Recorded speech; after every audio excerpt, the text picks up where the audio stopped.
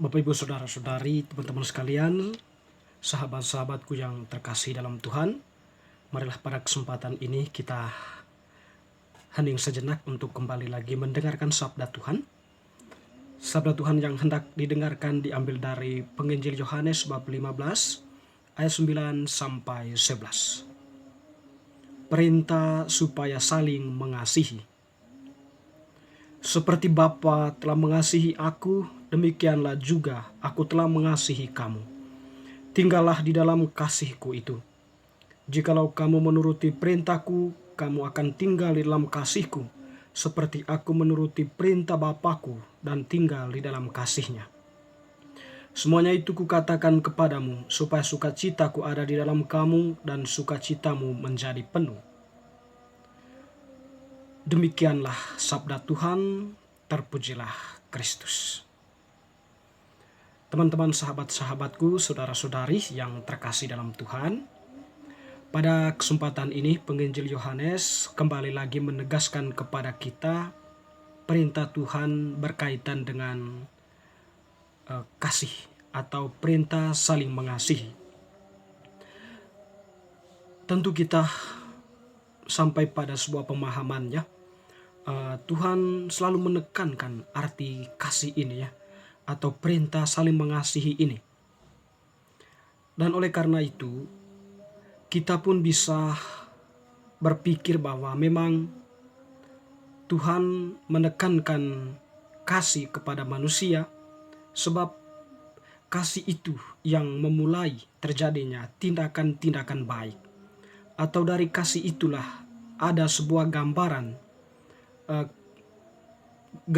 akan suatu pandangan Allah berkaitan dengan cintanya kepada manusia atau cintanya kepada setiap orang yang membutuhkan kasihnya. Kita juga tentu sampai pada pemahaman bahwa perintah Tuhan ini untuk saling mengasihi tidak hanya berhenti pada kata-katanya. Dia tadi mengatakan bahwa seperti aku telah mengasihi Bapa, demikian jugalah kamu harus mengasihi sesamamu.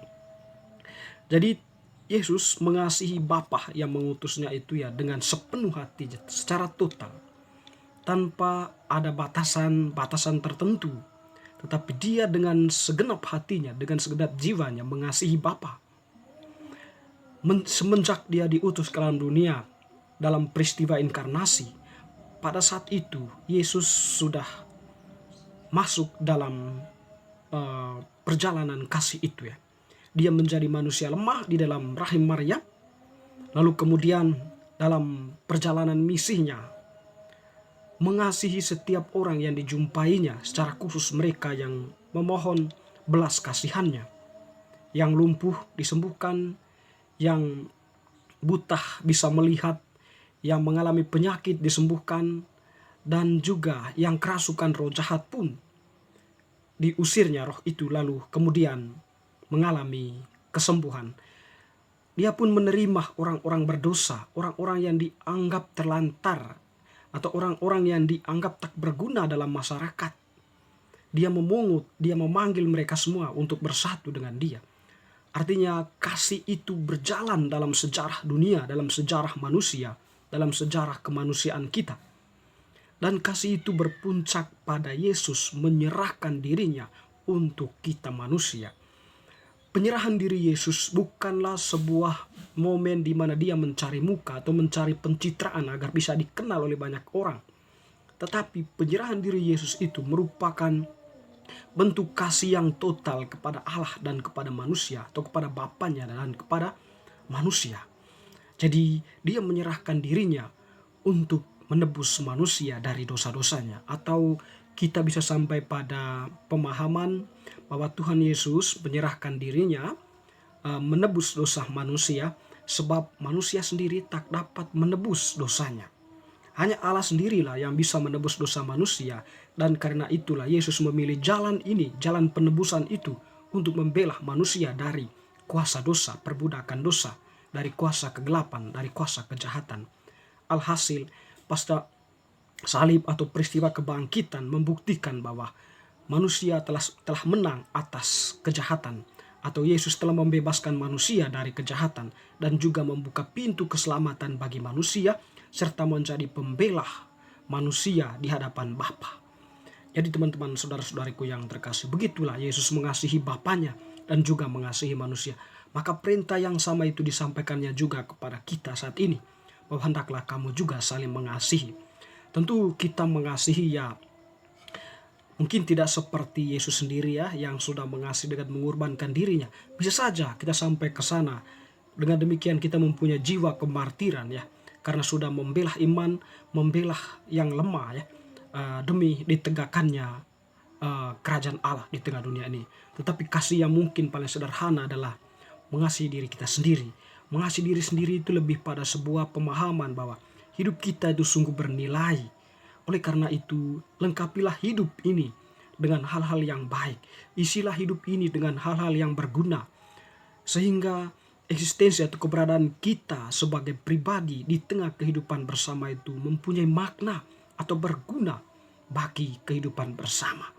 Lalu kemudian mungkin kasih itu terpancar keluar ya melalui cinta kita kepada mereka yang membutuhkan bantuan kita, memberi sedekah atau memberi menyampaikan kata-kata motivasi atau menguatkan, meneguhkan saudara-saudara yang mengalami keputusasaan dalam hidup dan sebagainya ya.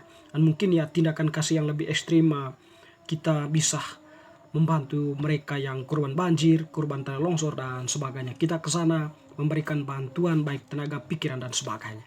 Dan tentunya teman-teman, saudara-saudariku yang terkasih, mengasihi sesama dan mengasihi Allah akan menjadi sempurna kalau itu tidak dimotivasi oleh kepentingan atau tidak didorong oleh keinginan untuk menguasai ya, atau bukanlah sebuah pencitraan, tetapi memang kasih yang lahir dari iman karena terinspirasi oleh Allah sendiri, oleh Tuhan sendiri yang sudah mengasihi kita. Kasih itulah yang memang kemudian menguatkan kita atau meneguhkan kita ya, bahwa kasih kita itu bermakna, kasih kita itu berguna bagi mereka yang membutuhkan. Kasih Tuhan mungkin sampai pada agape ya, kasih menyerahkan dirinya tanpa harus menuntut balas jasa. Kasih kita manusia mungkin belum sampai ke sana, tetapi bisa jadi kita bisa sampai ke sana. Tapi kasih kita ya cukuplah dengan kita, hati kita yang terbuka untuk mereka yang membutuhkan kasih kita dan mengasihi diri kita sendiri. Teman-teman, saudara-saudariku yang terkasih, pembaptisan memang sudah menjadi jalan masuk bagi kita ya untuk menyadari sungguh hal ini. Pembaptisan meneguhkan kita untuk menjadi duta kasih, untuk menjadi penyebar kasih dimanapun kita berada. Sebagai orang baptis, kita sudah diutus oleh Tuhan sendiri ya, menjalankan apa yang menjadi tugas dari pembaptisan itu, menjadi imam, nabi dan raja. Di dalam tugas itu hendaklah diaktifkan sedemikian rupa di dalam kesadaran kita akan Allah yang sudah mengasihi kita dengan mengasihi sesama kita. Entah apapun cara yang kita lakukan, yang terpenting kita mengasihi Allah, mengasihi sesama yang lahir dari hati kita. Sekecil apapun kasih yang kita berikan sangat berguna bagi orang yang membutuhkannya, kata Santa Teresia di dalam wejangan-wejangannya kepada orang-orang yang mau mendengarkan atau mau membaca riwayat perjalanan hidupnya. Jadi kata itulah yang meneguhkan perjalanan hidup dia. Sedikit pun kasih yang kau berikan, tapi sangat berarti bagi mereka yang membutuhkannya. Dengan demikian Bapak, Ibu, sahabat-sahabatku, teman-teman, saudara-saudari yang terkasih, hidupkanlah kasih di dalam jiwa dan hati kita masing-masing. Semangat kasih yang kita punya, yakin saja bahwa sangat berguna bagi diri kita sendiri dan juga bagi yang lain. Dan tentunya untuk kemuliaan Allah sendiri.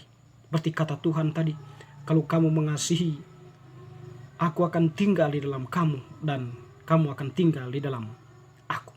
Dan sukacitamu menjadi penuh. Kebahagiaan kita karena kasih yang kita miliki akan menjadi sempurna di dalam Tuhan. Teman-teman, saudara-saudariku, Semoga bacaan hari ini semakin meneguhkan iman kita untuk senantiasa berbuat kasih. Amin.